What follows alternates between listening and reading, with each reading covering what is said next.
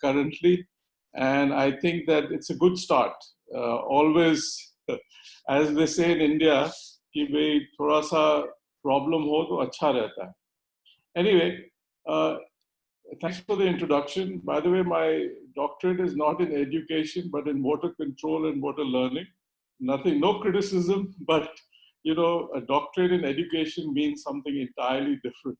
So but anyway, I must say, so the people who know you, it's very difficult to make out in which area you have a doctorate. You seems to be having doctorate in each and every area. Academic. So I think it's okay for me to get confused on that. You're very kind, but let me just say that I don't have education doctorate, but yes, my degree per se suggests that, but it's in motor learning. Anyway, to begin, let me wish everybody, everyone, a happy World's Physiotherapy Day, and a day in which we celebrate accomplishments of physiotherapists all over the world and the globe, and we highlight the critical role that physiotherapists play in this complex world of healthcare. Interestingly, and this is not by design, that today's lecture is reflective of something very important that the World Physiotherapy Day epitomizes. And that essentially is a journey of physiotherapy, the physiotherapy profession as it has evolved over several years. And you'll know what I mean in a couple of minutes. I take this opportunity to welcome all to this first World PT Day lecture, Physiotherapy Day lecture, the first that is being organized by the Society of Indian Physiotherapists, as Nitesh has already pointed out. And the person who's delivering this first lecture is an eminent physiotherapist from across the globe, literally. He is sitting in the United States of America. And the title of his lecture is My Journey as a Physiotherapist Spanning 3 Continents, Lessons Learned. And this is what I meant, that the World Physiotherapy Day epitomizes the journey of the physical therapy profession. And it so happens that the eminent speaker of today is going to also be talking about his journey. Now, it's an interesting topic, and I'll just say a few words about it. All of us, whoever we are as we live our life, we are participating in a journey. This journey could be arduous, laborious, joyful, full of excitement, etc., etc. But the important thing is that we all create this journey teaches us something. We learn through this journey and we evolve as individuals. And we have evolved as individuals as physiotherapists as well. So I think that it is very apt that we are talking about a journey and what we learn through this journey in this first World Physiotherapy lecture that has been organized by the Society of Indian Physiotherapists. Our speaker today is, our eminent speaker today is Professor Zoher Kapasi. And he's going to share with us his journey and what he learned through this journey. Now, interestingly, Professor Zoher and myself were in the same continent, in fact, the same country, for several years. And I'm sure that our paths crossed sometime. I was on the East Coast, and he also was sort of. I mean, he was in the South. But, generally, we could have met at a combined section physiotherapy meeting, etc. But we never met in the United States. And I had heard stories about Zoher because he is a good friend. He's a very good friend of a very good friend of mine. And we actually, he was sitting at a combined section meeting this last year. And Mike called up and he says, guess who's here? And he says, Zoher. And I'm saying, oh my God. And Zoher was supposed to speak at our conference of the Society of Indian Physiotherapists. So it's amazing that I get to meet him in the country of our origins and not in the country of where we had spent a long time, So if I were to, I mean, Nitesh has given me this very difficult task of introducing our speaker. If I were to speak about Zoher's accomplishment, we would be spending the next hour or so just talking about that. But needless to say, just to appease Nitesh, I would say Professor Zoher Kapasi currently is the Dean and Professor of the College of Health Professions, Medical University, South Carolina. His previous, what do you call it, positions that he's held are in the, at Emory University, where he was a professor. He's been teaching anatomy, immunology. He is from our own Amchi, Mumbai, and he did his bachelor's and his master's from there. And then, of course, he went off on this tremendous journey, which he will talk to you all about. And he finished his PhD at the University of West Virginia, and so on and so on. So it gives me it's an honor and a profound pleasure to introduce you to our speaker for the first World Physiotherapist Day, organized by the Society of Indian Physiotherapists, Professor Zoher Kapasi. Over to you. Thanks. Well, thank you, Raju, and thank you, Nitesh, for that kind introduction. I also want to thank the Society of Indian Physiotherapists for inviting me to give this talk. Let me share my screen and we can launch right into this.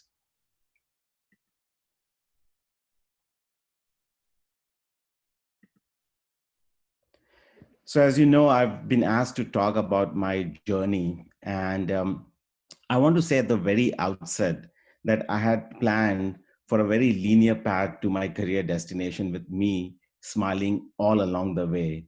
But as you know, for most of us, our journey is more like this, with several ups and downs, successes and setbacks before we reach our career destination. However, the good news is that our lessons come from the journey and not the destination.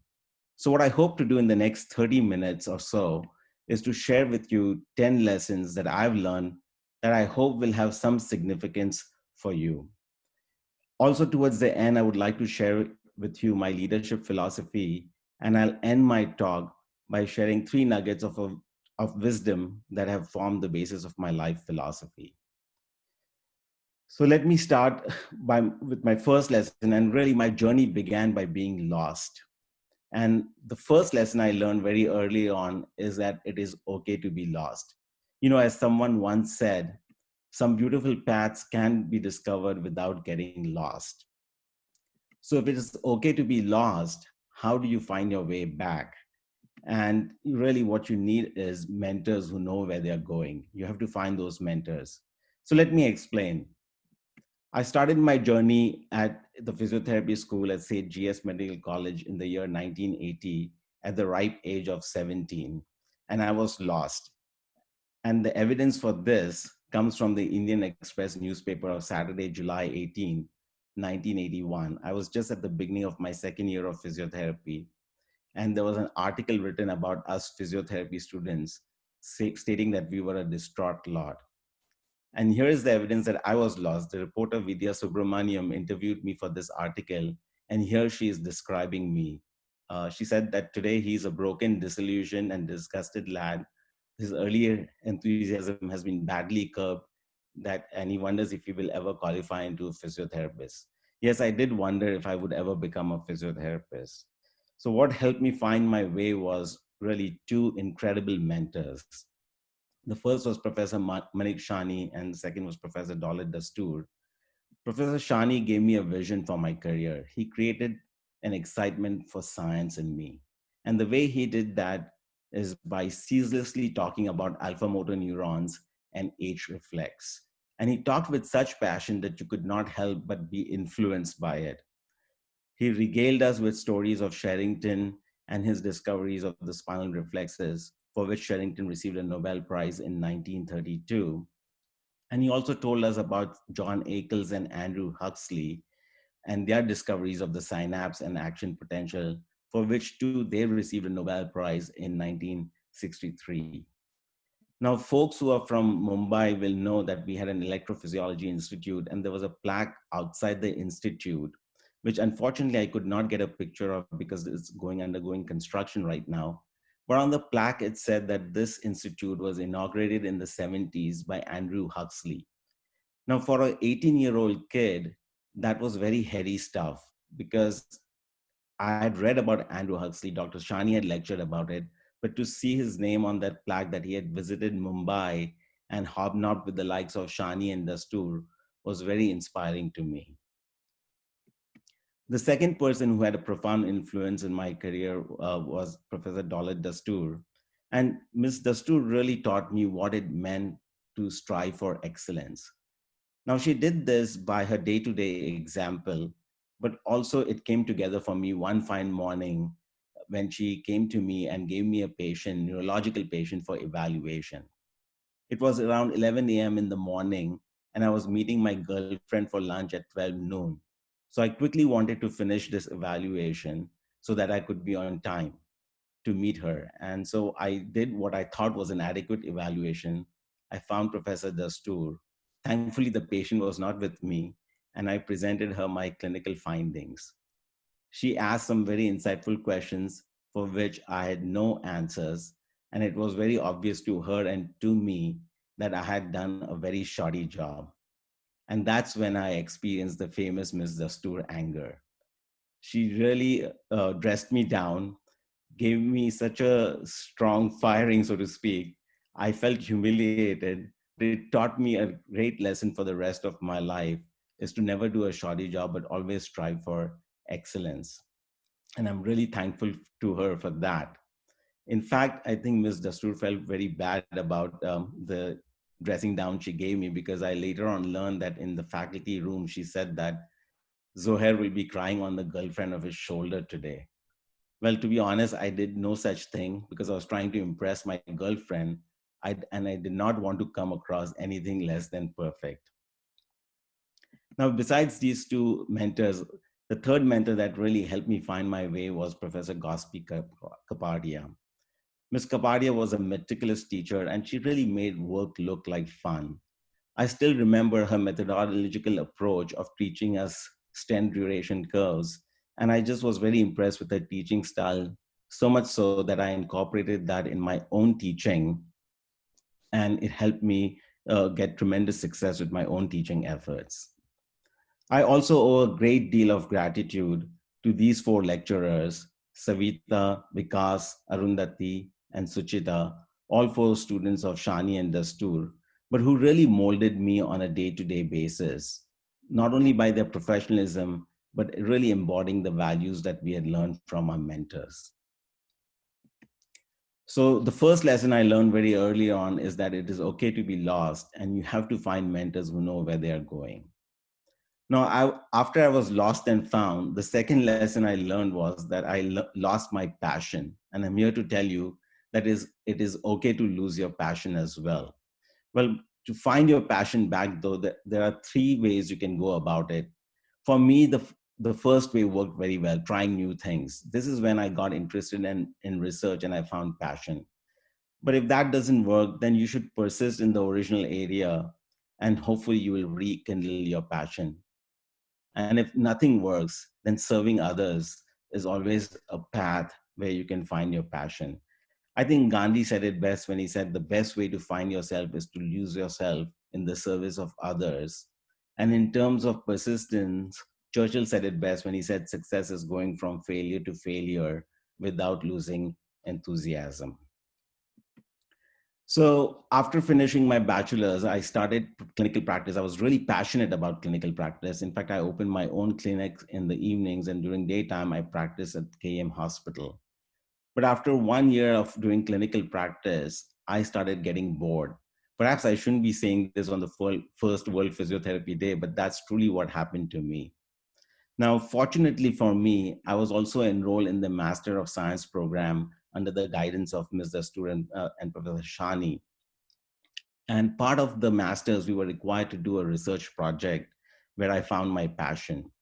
We presented our research at the Silver Jubilee Conference of Indian Association of Physiotherapists. That was the 25th conference in April of 1987.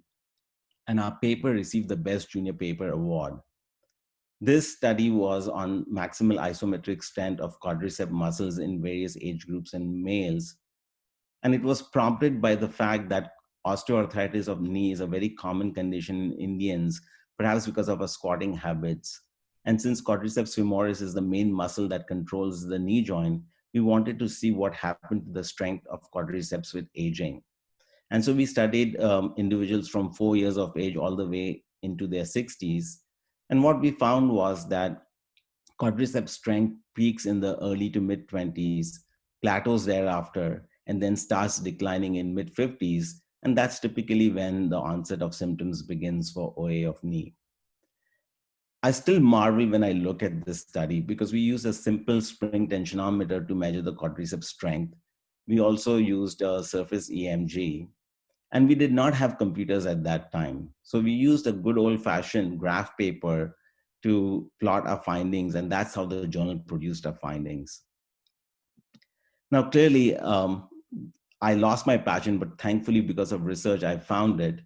And one of the things this study also showed us was how aging has such a profound impact on muscle strength and other parameters of physiological function. At that time, Roy Walford out of UCLA had propounded an immunologic theory of aging. And his hypothesis was that the immune system declines in function with aging, and therefore it cannot fight microorganisms, and thus we age. But this also begs the question, well, what causes the immune system to decline in the first place? Much like the chicken and the egg question, which comes first? Clearly, that did spark my interest in the immune system. Interestingly, in that year after I finished my master's, I continued working at KM Hospital in Mumbai. And Professor Shani came to me one day and he said, look, we give ultraviolet rays to treat vitiligo because ultraviolet stimulates melanocytes in the skin. Could it be possible rather, that ultraviolet or ultrasound could also stimulate the immune cells that are circulating in the blood vessel just underneath the skin? So we designed a study where we gave ultraviolet and ultrasound to subjects, and then we took blood samples after that to see the level of circulating immunoglobulins in collaboration with the immunology department at KM Hospital. This was a pilot study, and really we did see some variations, but because the data was so minimal, we did not publish this finding. In any case, it really sparked my interest further in research, and I decided I wanted to do a PhD. At that time, there were no PhD programs in India, and I never wanted to go to US, but because of the fact that I really wanted to do a PhD, that took me to Richmond, Virginia in USA, to Medical College of Virginia, where I got my PhD in anatomy under the guidance of Andy Zakal. Now, Andy Zakal himself had migrated to America from Hungary after Hungarian Revolution by crossing into Austria on a Christmas Eve, escaping from the communist regime there, and he found his way to USA. I don't know because whether of his East European background, but Andy is also a perfectionist, and he basically reinforced the lesson that I started learning from Ms. Dastoor of striving for excellence. Following my PhD in anatomy and immunology, I did postdoctoral work in Basel, Switzerland, at the Basel Institute for Immunology under the guidance of Marie Cosco-Vilboa. Following the postdoctoral work there, I returned back to Richmond and worked in Medical College of Virginia Hospital for 6 months as a PT to get my licensure. And soon thereafter, I was recruited to Atlanta at Emory University in their School of Medicine in the Department of Physical Therapy. Now, as a new faculty member, you're required to do three things. You're supposed to teach, you're supposed to do research, and then you're supposed to serve on certain university committees. Now, in terms of research, the question before me was, how do I combine my expertise in immunology and physiotherapy? And this is where I learned the third lesson of my career, That is, time spent learning is never a waste. You'll recall the study I did with Professor Shani looking at the effects of ultraviolet and ultrasound on immune cells. Now, you know, as physiotherapists, more than modalities, we use exercise as a prescription for almost all our patients. And the obvious question for me was, we know that exercise can improve your musculoskeletal system and your cardiopulmonary system. Can it also improve your immune system?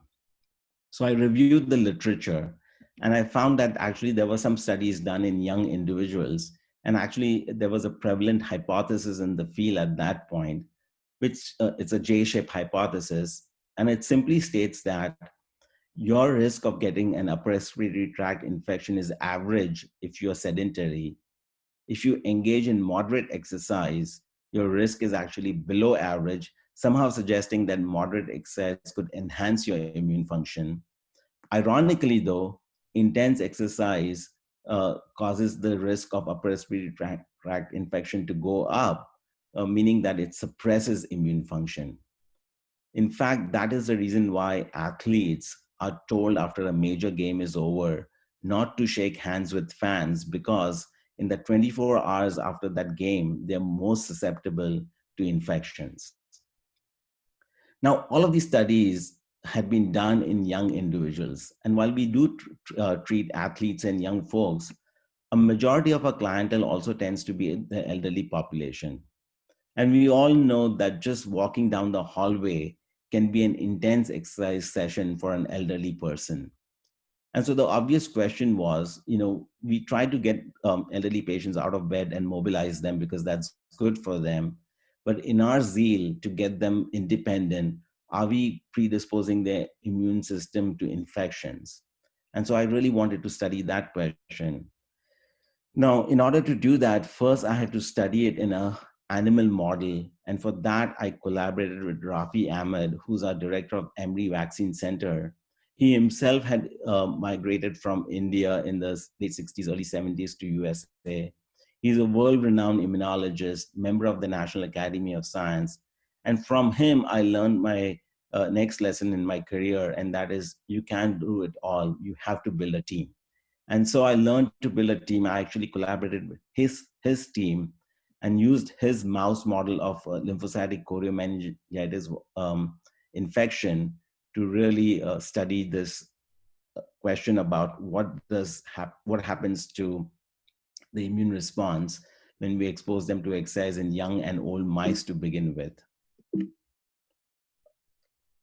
Let me just advance my slide. Yeah, there we go. So we used the mouse model. And the way we did this was we actually used a human treadmill and designed a contraption to run the mice, young and old mice, and then infected them. We published these findings, and what we found was that as far as the young mice were concerned, it was true that intense exercise suppressed the immune function. But that was not the case for old mice. Remember, with aging, your immune system is low to begin with in old, and intense exercise does not suppress it further, which in some ways is actually good to know, because then, as a physiotherapist, you can push your elderly patients much harder. Now, clearly, this study was in mice, and we had to repeat it in humans to be sure. And so we did a randomized controlled trial where we took elderly nursing home patients in 4 nursing homes, and we exposed them to a functional exercise intervention over a period of 8 months. And we published these findings where we found that actually it did not suppress the immune function in elderly folks. And so based on all these studies, we could make a recommendation that intense exercise programs may be prescribed to maximize cardiopulmonary and musculoskeletal function without impairing immune function in frail elderly nursing home residents. Now, while I was doing all this research, I had the privilege of working under 2 directors of the physical therapy department. The first one was Pamela Catlin, who recruited me, and then followed by Susan Herdman. Now, Pam Catlin had a doctorate in education from Boston, and she had gotten that in the early 70s. And she was an early proponent of competency-based education, which is apparently a rage right now. And so everything I know about pedagogy, I learned from Pam. Now, in terms of her management style, Pam was like the giant oak tree under which nothing could grow, in a sense that she was a micromanager. And she had this notion that every faculty member had to spend at least 50% time of in teaching, irrespective of what their research capabilities were. And I kind of, in some ways, I felt that I could not do as much research as I wanted to. And for a few years, I blamed her in terms of not allowing me to do research. And this is where I learned the next lesson of my career is that you are responsible for everything. And I've changed the word responsible in a different way. I've spelled it sort of using the word response and able. Basically, what it means is that you always have a choice rather than blaming somebody. This is one of the most difficult lessons, and I still struggle with it. But it was an important lesson to have learned. Now, once Pam retired, Susan Herdman became the chair of the physical therapy department. And some of you may know Susan Herdman for her work in vestibular rehabilitation. Now, in contrast to Pam, Susan's management style was completely opposite. Whereas Pam was a micromanager, Susan decided something and she tried to do it without really planning out a whole number of steps. Now, because of that, which is illustrated here in terms of ready, fire, and then aim. Now, because of her management style, it created a lot of chaos in the department, but also it also resulted in some spectacular successes. Now, my own style was to plan everything before I executed. But from Susan, I learned that trying to advance my slides here. Yeah. From Susan, I learned the next lesson, which is really to plan the next few steps and then act. You don't have to know the complete way before you act. And the best analogy I can give for this is that, let's say you're driving on a dark road and all you have is your headlights. With your headlights, you will be able to see the next 200 feet, and you can go 200 feet, then you'll see the next 200 feet, and you can go another 200 feet. And that way you can actually travel from Mumbai to Delhi on a dark road with just your headlights. And that was also a powerful lesson for me. Now, from both these bosses and how they function, I learned another lesson, and that is everyone you meet has something to teach you. I think Yogi Berra said it best when he said you can observe a lot by just watching. So you can learn from people's different styles by just observing them. Now, Susan Herdman also presented to me the first fork in my career on my road to my destination. And she basically gave me a choice. She says, look, if you want to do immunology research, you need to join the immunology department. But on the other hand, you have some skills as an administrator, and I want to grow our physiotherapy department, and you can help me with that. So I decided to take the fork that came in my career. And that was the next lesson, lesson number 8 that I learned. And I decided to enroll in the MBA program at Emory's own business school, which I did during evenings and over the weekends, and I got my MBA. When Susan retired, after a national search, I was selected to become the chair of the physical therapy program at Emory University. Now, at that time, Emory's program was ranked 11th by US News and World Report out of just a little over 200 programs in the country. That put us almost in the top 5% of the programs. So we were really good. And the question before me as a new director is, what more could I do?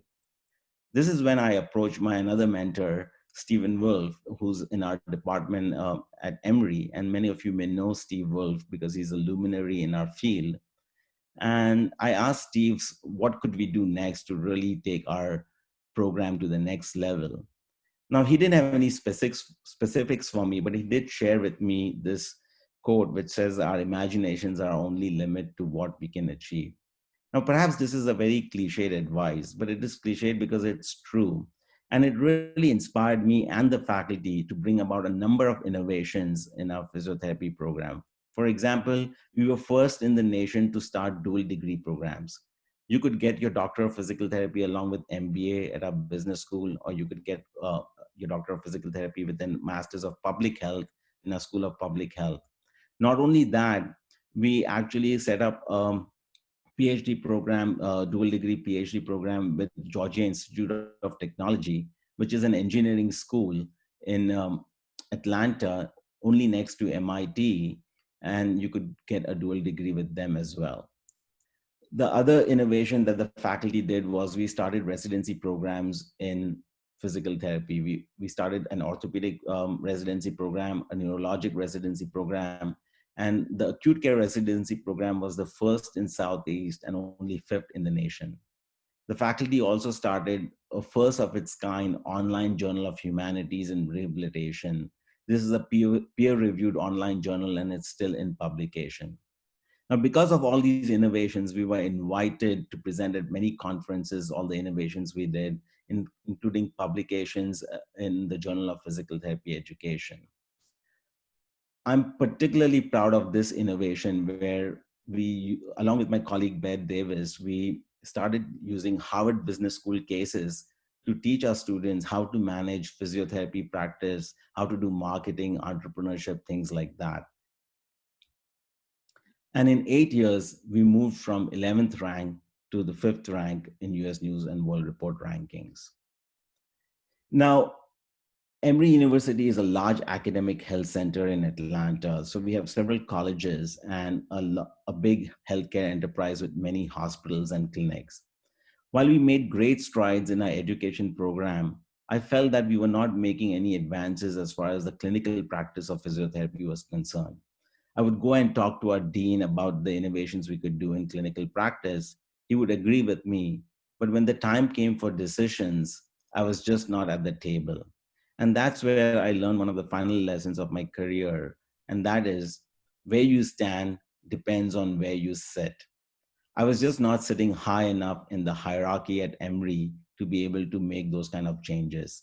And that's when I decided to become a dean. It took me 3 years. Twice I was a finalist for the dean position and I did not get it. But the third time was a charm, and I was named the dean at Medical University of South Carolina in Charleston, South Carolina, which is about a 5-hour drive from Atlanta. And the Medical University of South Carolina is also an academic health center, the one of its only kind in the entire state of South Carolina. Now, when you become a dean, you're always asked to talk about your leadership philosophy. And I can basically sum up my leadership philosophy from this quote from Dr. Martin Luther King Jr., who said that everybody can be great because anybody can serve. And I've sort of paraphrased this a little bit to say everybody can be a leader because anybody can serve. And what I mean by that is if you serve a cause and you start serving it passionately, people will follow you and you'll be recognized as a leader. Remember, it is not about you. It's not about you. It's about the vision you have. And you can serve wherever you are. You don't need a leadership title to serve. So for example, you could serve in the hospital or clinic you're working, or you could even serve your professional association, which in your case would be the Society of Indian Physiotherapists. In my case, I served the American Physical Therapy Association. And after 15 years of sustained service, in 2019, I was inducted as a fellow of the American Physical Therapy Association, which is the highest award, highest membership award you can get. Subsequently, I learned that I'm the first Indian American to be inducted as a fellow. And I'm very confident that I will not be the last because there are a number of uh, physiotherapists of Indian origin who are doing some incredible work in the United States. Now, none of this would have been possible without the steady influence of my dad and mom. This is a picture from their wedding in 1951. And I lost my dad in 2018. He was 89 after 67 years of their marriage. And they provided me steady advice throughout my career. I'll share with you one piece of advice my dad gave me that still holds true for me. I was 19 and I came from KM Hospital one day, and somebody told me that there was a Muslim patient who was being discriminated against. Now, growing up in India as a Muslim, I had never faced discrimination. So I came home and I asked my dad, are we being discriminated in our own country? He sat me down, he looked into my eyes and he says, Zoher, I never want you to think about discrimination. I want you to get so good at whatever you're doing that in people will ignore the color of your skin, the religion you practice, or the language you speak. His contention was that people will always respect excellent work. Now, my dad was also a very practical man, and he knew I was just 19 years old. And so he put me in very practical terms for me. And he says, look, if you end up working for somebody, make your boss lazy. Now, what he meant by that was that he wanted me to work so hard and try to do as good a job as possible that I would become indispensable. And then, in that case, my religion or my language or color would not matter. I have worked on 3 continents on this planet, and I can say to you that this advice still holds true for me. Now, I would be remiss if I did not show the girlfriend on whose shoulder I was supposed to cry. She's now my wife. Zoher Kapasi is herself a physiotherapist and a certified hand therapist, and she has 2 private practices in Atlanta. And we have one daughter, Sanya, who's 18 years old, and she has now started college at Emory University. So let me end my talk by sharing with you 3 nuggets of wisdom that has served as a guiding philosophy of my life. The first one comes from Bhagavad Gita, which says, you're entitled only to your actions, not the fruits thereof. So in any endeavor which I undertake, I try to focus on my efforts and I don't try not to think about the outcome. The second piece of wisdom comes from the poet Harivansh Rai Bachchan, who said, if things happen according to how you wish, that's good. But if they don't, that's even better. And what he meant by that is that if they don't happen according to your wish, then it's happening according to wish of a divine force. And the divine force would never think ill of you. So you have to respect that as better. I have to tell you, when I was finalist for Dean for twice and I did not get that, it was very disappointing. But I kept faith that there was something better planned for me. And when I was named as the Dean for the College of Health Professions at Medical University of South Carolina, it's one of the best jobs that I've ever had. It truly is my dream job. And the last piece of wisdom that serves as my guiding philosophy is either you're growing or dying. There is no status quo. So let me end my talk with a wish for you all. And my wish for you all is that you grow till you go. Thank you very much.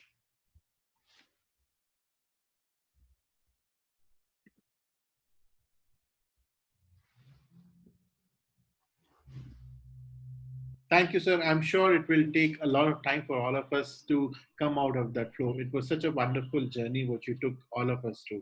Your journey is always as inspirational. I know it from the first time when people heard you in Mumbai. We have been getting calls and requests for the recorded lecture. But unfortunately, we didn't record it. But I'm sure none of us will complain now since we have a recording and we all can hear it again and again. Thank you so much, and I wish we could achieve even 10 or 15% of what you have done, and that journey which inspires each and every physical therapist in India. That sky is also not the limit for us. Over to you, Dr. Rajesh, for your closing remarks, please. So I think you are on mute.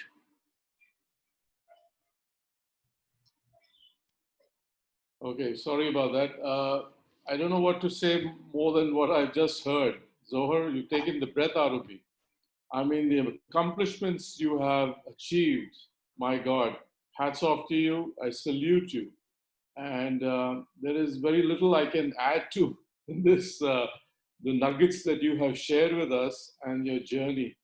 Unbelievable. Thank you so much. We are very proud of you. We are very proud. Thank you. Thanks a lot. Thank you, Professor Zoher Kapasi, and we are fortunate that Professor Dastur, who has been your mentor, is one of our founder member. Professor Savita Ravindra is also one of our founder members. So I think we see the kind of future we hold for our Indian physiotherapy profession. With this, once again, with folded hands, I thank you on behalf of all the founder members of Society of Indian Physiotherapists and our physiotherapy colleagues who are watching us live on Facebook, and also from physiotherapists who are going to watch the recording later on, which will be available on YouTube. So thank you once again, Dr. Professor Zoher, for leading us and showing us the 10 lessons which are important for each and every professional listening to you. Thank you so much, and I wish you all the best. Thank you. Thank you.